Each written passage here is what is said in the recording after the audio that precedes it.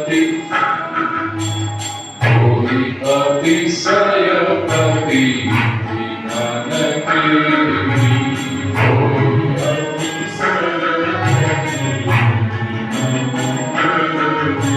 जेगी सपने हूँ पर आरे न है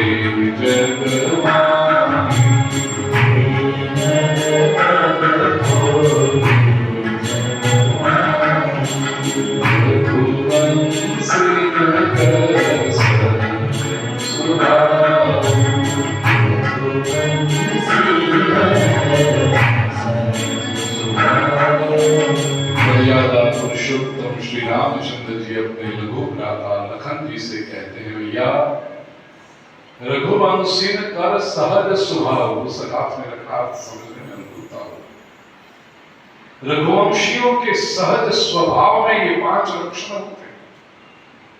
पहला लक्षण मैं संक्षेप में कहूँ, मन कुपंथ पद धरई न ताऊ, कभी मन कुपथ पर गलत मार्ग पर जाता ही नहीं। रघुवंशी का अर्थ केवल अयोध्या के महल में जिनका जन्म हुआ है वो ही ऐसा मत समझना। हम सब भगवान श्री रामचंद्र जी के भक्त हैं, हम सब एक या दूसरे अर्थ में रघुवंशी ही हैं। यदि हमारे राम जी के प्रति श्रद्धा तो हम उनके हुए ना।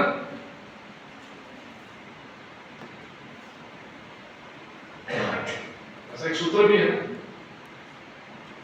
हम हैं राम जी के, राम जी हमारे हैं।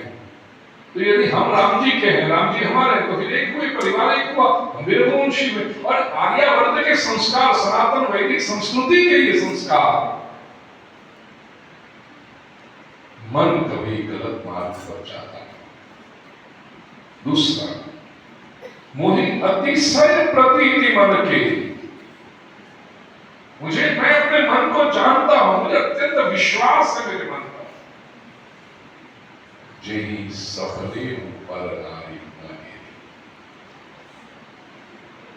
जागृत अवस्था की तो बात छोड़ो, स्वप्न में भी कभी इसने परस्त्री का विचार तक नहीं किया। रघुवंशी का दूसरा लक्षण, जो मेरा नहीं है, जो मेरे अधिकार का नहीं है, उसका विचार कैसे।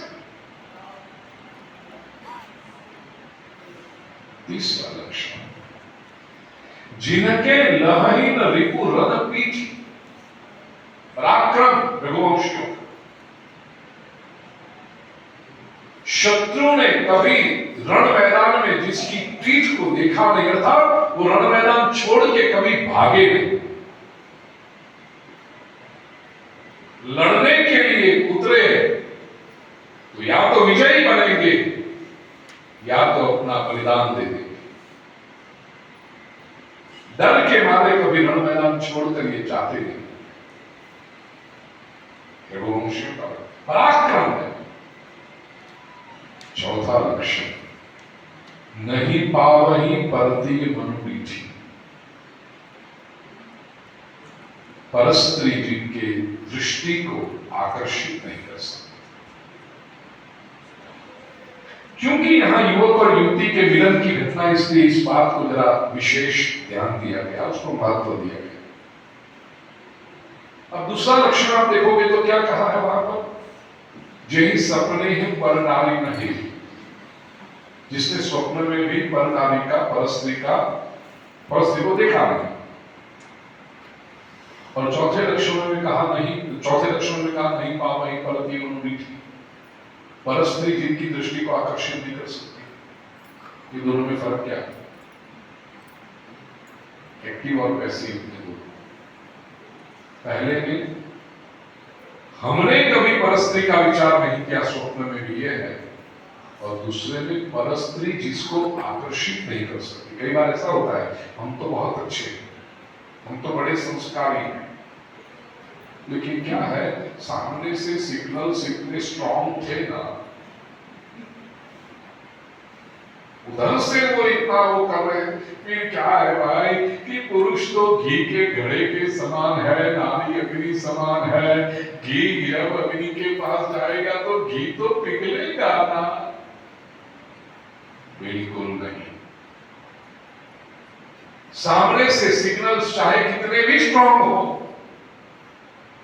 हमारी दृढ़ता यदि है, कोई हमें विचलित कैसे कर सकता है? ये जस्टिफिकेशन ही व्यर्थ है। कृष्ण जो है, हम तो बहुत अच्छे थे सामने से ही,